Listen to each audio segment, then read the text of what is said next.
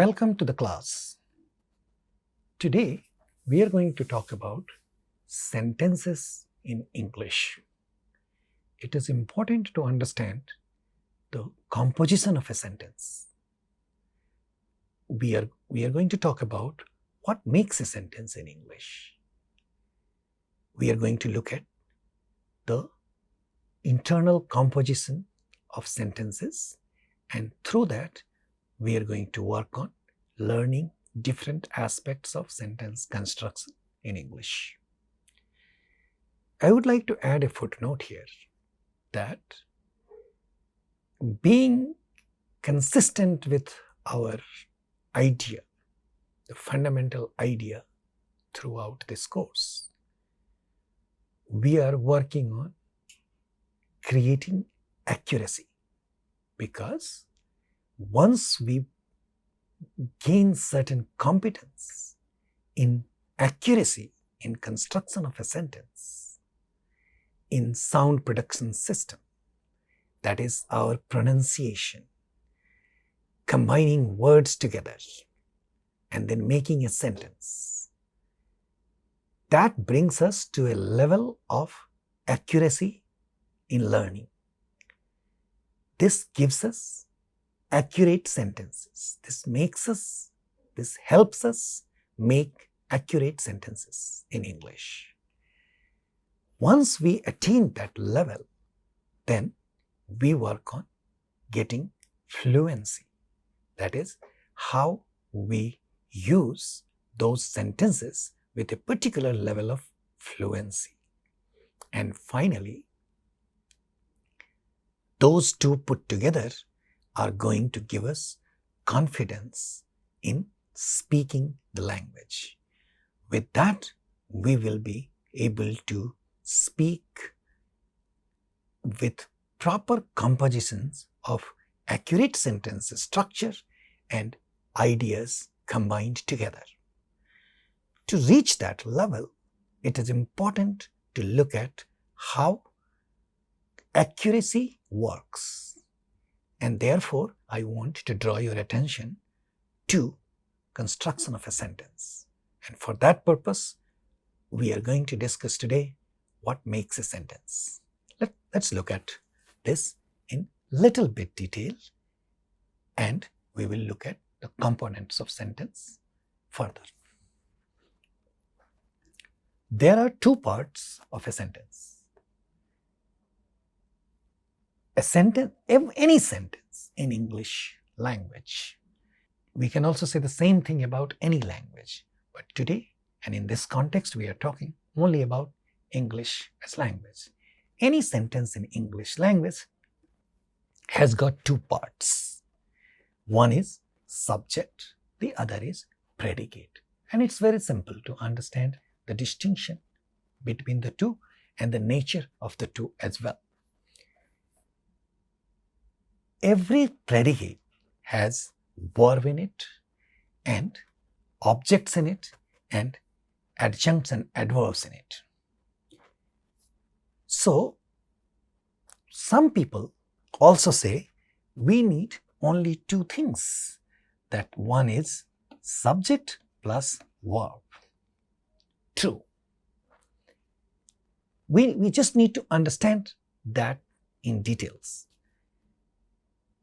Sometimes this verb is called predicate because we can say verb or predicate interchangeably. However, please understand there is a distinction between the two. Predicate actually is something, predicate in a sentence is everything else other than the subject. This is the simplest way of understanding predicate. And why verbs are equated with predicates is because everything within the predicate is about the verb. We have objects in the verb, objects in the predicate. We know whether we will have an object or not depends on the nature of the verb. That is, if we have a transitive verb, we will have an object. If we don't have a transitive verb, we will not have an object. That is One more time. Transitive verbs, objects. Intransitive verbs, no objects. And then when we have adjuncts or adverbs in a sentence, as you can tell by the name adverbs, such things add additional information about the verb. Therefore, what is most important part of the predicate is the verb. So, two parts, subject and predicate, and within the predicate, verb as an important part. These are important things for us to understand. Ramu likes Tamil movies. In a sentence, Raju sleeps on the floor. In a sentence like this, Ramu is the subject of the sentence, Raju is the subject of the sentence, and this whole thing under this line is called predicate. In that predicate, likes is a transitive verb, so Tamil movies is the object of this verb like, and sleeps on the floor is the location. This is sleep is an intransitive verb, so on the floor is just a locational adverb, it's not an object. These two sentences tell you what we have described as sentence and what we have said about sentence. These two sentences are examples of describing those facts, those components of sentences. Next, what we need to know is, at this point I want you to pause and think about more. So far I have said a sentence has two things, subject and predicate. I want you to pause and think, is it really true that a sentence has nothing else than these two, or does a sentence have something else in it that we are not discussing right now? Take a moment, think about this. It doesn't require you to think too much, and you will come up with an answer. I'll answer this question in a minute. When we look at a complex sentence, I want you to understand that a complex sentence is also essentially a simple sentence. In other words, it's just a sentence. The reason why a sentence becomes complex is because within the predicate of a sentence, a verb will have another sentence as the object of the verb. Such a sentence is called a complex sentence. So, we only need to know these basics through which language gets computed in our mind. We are talking about the subconscious computation of components of a sentence in our mind. Once we know these things, rest of it is fill in the blanks and we get a sentence. So, let's look at an example. When we say, I know what I am doing, it's an example of a complex sentence. Why? Because this has a subject, I, and everything else in that subject, in that sentence, is predicate. Know is the verb of this sentence, and what I am doing as a sentence is the object of this verb, know. Therefore, this is a complex sentence. Raju confirmed that he will be joining the discussion. Raju is the subject, confirmed is the verb, and that he will be joining the discussion is the object of the verb, confirmed. Remember, an object is something which answers the question what? Raju confirmed what? Whatever is the answer of the sentence, answer of this what is the object of the sentence. In this case, that he will be joining the discussion is the object of the verb, confirmed. So, whether we have a simple sentence like this one, Raju likes Tamil movies, or Raju sleeps on the floor, or a sentence like I know what I am doing, or Raju confirmed that he will be joining the discussions. If we understand the basic composition of a sentence we are talking about, whether we talk about a simple sentence or a complex sentence, they are all sentences. Again, important part for a sentence is to know its composition, its components. So, let's go back to our question. Does sentence have only two things? That is a subject and a predicate, or does it have more? At this time, I can answer it has more. Let's look at what is it that it has more. So, we are just going to add to our understanding of sentence based on what we know about it so far, that is subject and predicate. So, there are all those things, subject and predicate, we can put them in two categories again. Some of the elements of a sentence, they are called lexical elements, and some elements are called functional elements. So, subject and adverbs, the kinds of categories that we have seen, they are all part of lexical elements. So, we have a noun as a subject, we have a verb as in the predicate, then we have another noun as the object of the verb. These are all lexical items. Lexical items simply mean lexical elements, or lexical items simply means things like nouns, verbs, adjectives, etc. We are going to see that. And there is something else which is called functional elements in a sentence. And we want to draw our attention to that part in little bit more detail today. So, let's look at these two categories, that is lexical elements and functional elements, for building our understanding about a sentence in little bit more detail. So, what are the lexical elements? Just now I talked about it. A noun, nouns, verbs, prepositions, adjectives, and many more. They are all lexical elements in a sentence. So, if we take a sentence like Raju likes Tamil movies. In a sentence like this, Raju is a noun, this is a lexical element. Like is a verb, this is a lexical element. Tamil is a noun. Movies is also a noun. These are lexical elements. But do these elements alone make a sentence? We have a subject here and we have this as the predicate.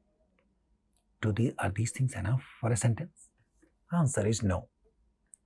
Let's discuss what else do we see in a sentence. We have functional elements are responsible for making of a sentence, for subconscious computation in the sentence. What are those functional elements? We have things like agreement, which is popularly known as agreement between subject and the verb. Remember, in a sentence like Raju likes Tamil movies, other than the subject and the verb and the predicate, there is something that connects the two. That element which connects the two is little bit invisible. It doesn't directly attract our attention. That underlying sort of invisible thing is what connects the two parts, and that is, broadly speaking, component of functional category and what we specifically know as agreement. So, agreement is one. Then we have tense, we have aspect. These are the functional elements of a sentence. We have more like modality, negation, etc. as functional elements in the sentence. So, all these things in parts or total are responsible for making of a sentence. So, how does agreement work? There are three things in agreement which are important. One is person, the other is number, and the third is gender. So, 1, 2, 3 things are important. We find these things in a sentence. So, we find things like, when we go into the details of understanding person, for understanding a sentence in English, we need to look at these: first person, second person, third person. Let's see the examples of that. I is an example of first person, you is an example of second person, and he is an example of third person. Let's understand the underlying cognition of a sentence. Speaker is the first person. The person we are speaking with is the second person, that is you. And the person we are speaking about is the third person. So, in singular, we have I, as plural, we have we. For second person, for both singular and plural, we have you. That is, you can be used for one and more than one. He, she, or it, these are examples of third person, as you see here. But it's only in third person that we see little difference of gender. He is used for masculine and she for feminine. It does not have any specified gender on it. Some people call it neutral gender or neuter gender, but it doesn't have any on it. They, likewise, you don't see any gender on that. It's just plural of third person. When we look at number, there are only two numbers. So, 3 persons, 2 numbers. Singular, 1, plural, more than 1. Straightforward. Gender, only 2, either masculine or feminine. We just need to keep these things in mind.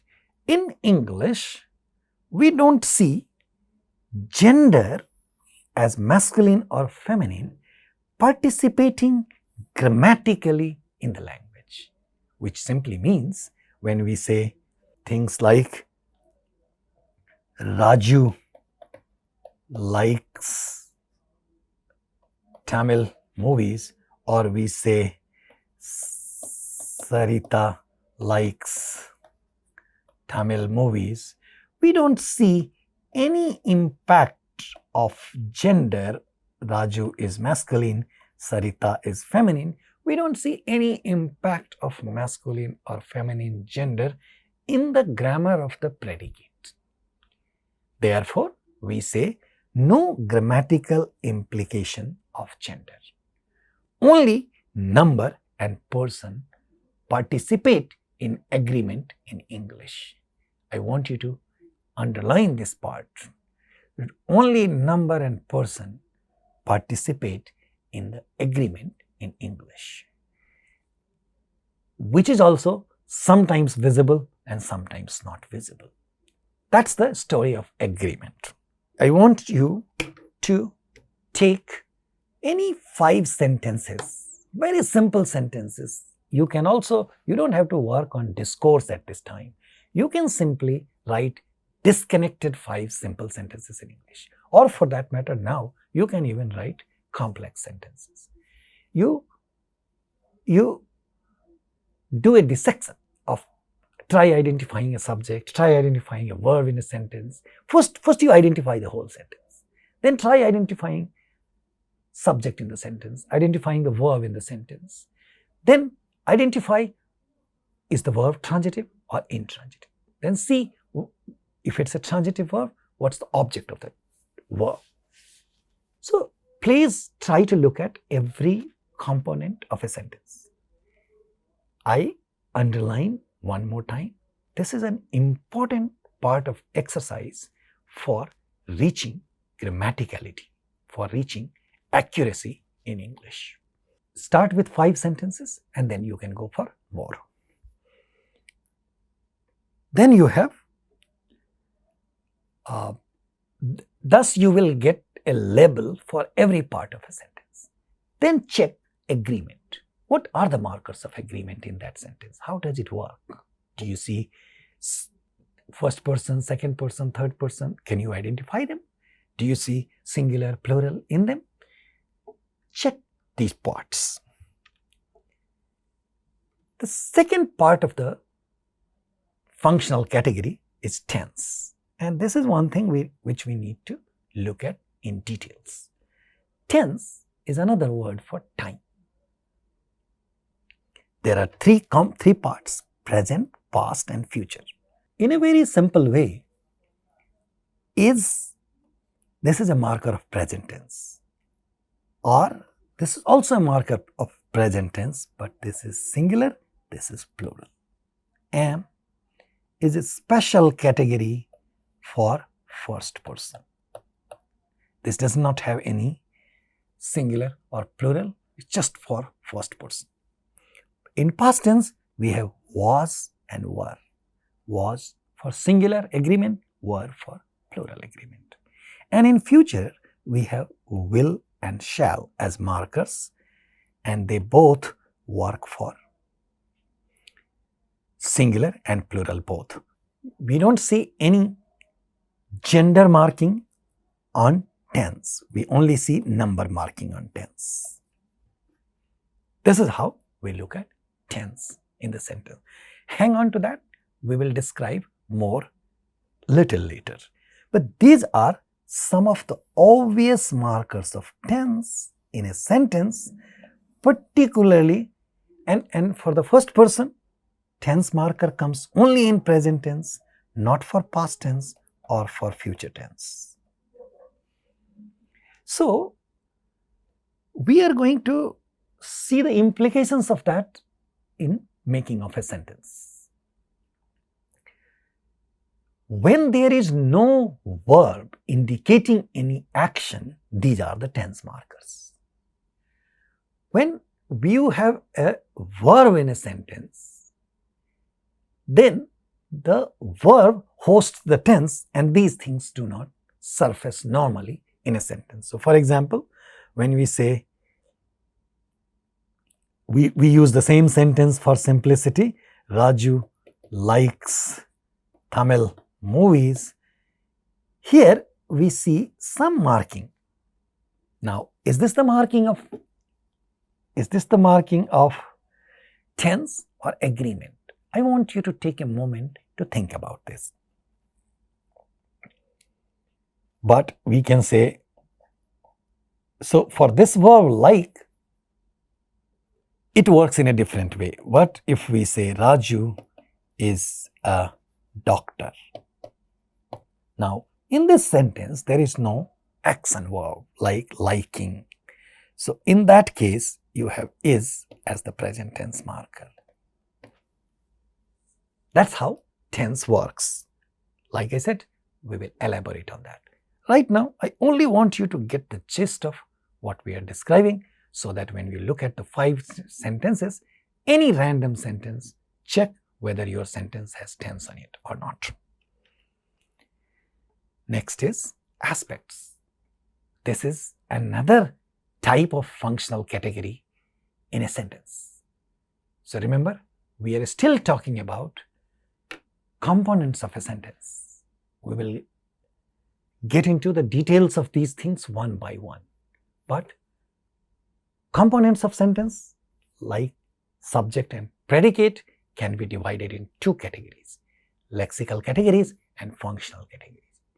We are looking at functional categories where we saw agreement, and now we saw tense, and now we are looking at aspects. There are 4 different types of aspects. Please look at the names of these things and see how they work. I'm just going to briefly introduce them to you so that you get a sense of what we mean by aspects. These things are called complicated. People usually don't pay attention to them, but once you pay attention to them, you feel like they are straightforward, simple looking, straightforward stuff which you understand once and it stays with you forever without any difficulty and enables you to produce grammatical sentences with total understanding of internal composition of a sentence, which will also naturally give you confidence about your own speech and understanding on top of that. So look at it. There are 4 aspects. One is called habitual or indefinite.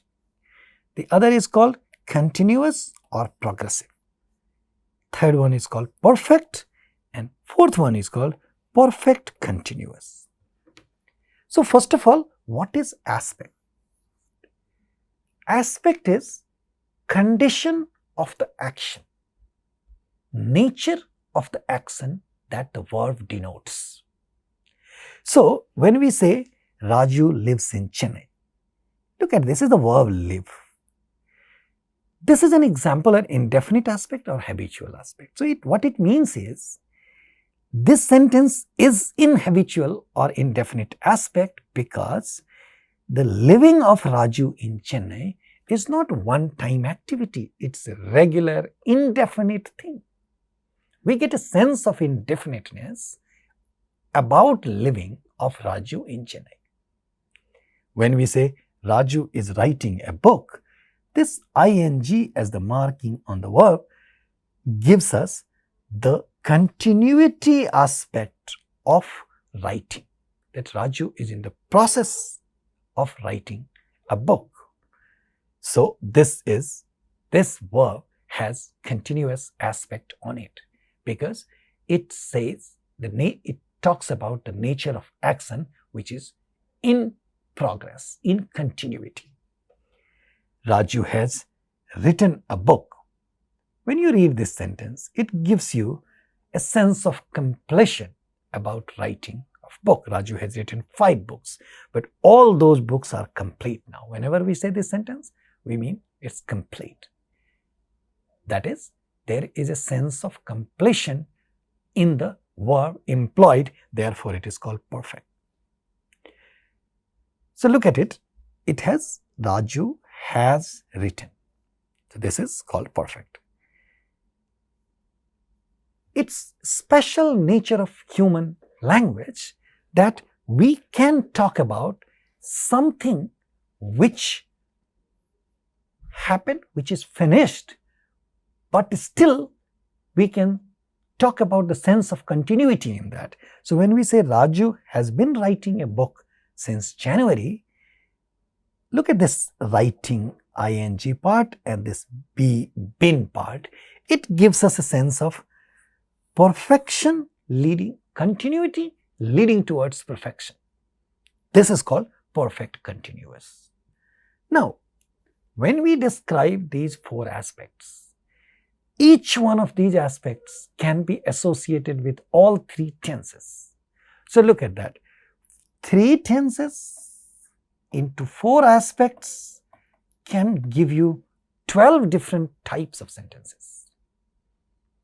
And all these are examples of, let's say, present habitual, present continuous, present perfect, and present perfect continuous.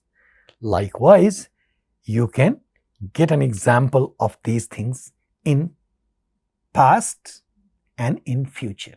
So what will be a sentence like that in past? Raju lived in Chennai. So if you say lived, or if you say will live in Chennai. So this is past, this is future. Same way, you can say Raju was writing a book. In this case, we are talking about some action that was in continuity in past time.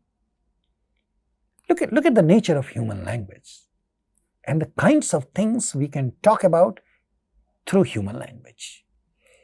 So, denoting continuity in the past time, Raju had written 5 books. Little while ago, Raju has finished writing 5 books.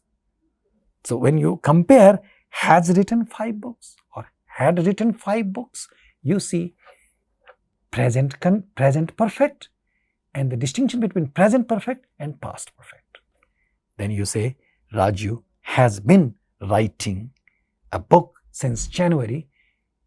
It's in present perfect continuous. Same way, if you say Raju had been writing a book since January, Raju had been writing a book, that will be past perfect continuous. Now, likewise, you can do the same repeat of 4 set of sentences for future tense. I'm purposely not giving you those examples because I take a break here and ask you to write a set of all 12 sentences for yourself and see the nature of verbs in these 4 different aspects along with different tenses. And think about each one of those sentences for a minute or 2 and see what that gives you. You will get to learn a wonderful and miraculous underlying system through which we can talk about all kinds of time and nature of the verb. That's the purpose of describing tense with the aspect. Now, going back, when we look at agreement system, when we look at tense, and when we look at aspect, all these 3 elements are part of functional category in a sentence which we do not usually see through naked eyes. And all these 3 things are sometimes visible, sometimes not so visible in English sentences, and therefore they are called functional elements in a sentence. So, lexical elements and functional elements together help us compute a grammatically accurate sentence which can give us fluency in turn. So, what do we see through this? Tense and aspects are 2 different things. We looked at agreement, tense and aspect. All 3 things are 3 different kinds of things, but they all play a role in making of a sentence. Aspect comes only when you have a verb denoting action in a sentence. Like when we say Raju is a doctor, in this sentence, there is no verb denoting any action. So there will be no question of any habitual thing, indefinite thing, or continuous thing, or perfection. This is a simple statement. So aspect comes only when we are going to talk about the nature of the verb. That is, nature of the action. And tense comes in a sentence without a verb too. Therefore, we need to understand that tense and aspects are 2 separate things. But aspects occur only when there is some kind of tense. So, when you look at all the 12 types of sentences, when you look at the interplay of agreement, tense and aspects together as part of the functional category, you get to really see the larger picture of how a sentence is computed in human subconscious. With these examples at 3 different stages that I have described, take a pause. Please spend some time with these things and see the impact of these things in helping you get accurate and grammatical sentences in English. Thank you so much for your attention. Looking forward to having a fruitful discussion with you about these 3 aspects, these 3 components of sentence in making of a sentence. Thank you so much.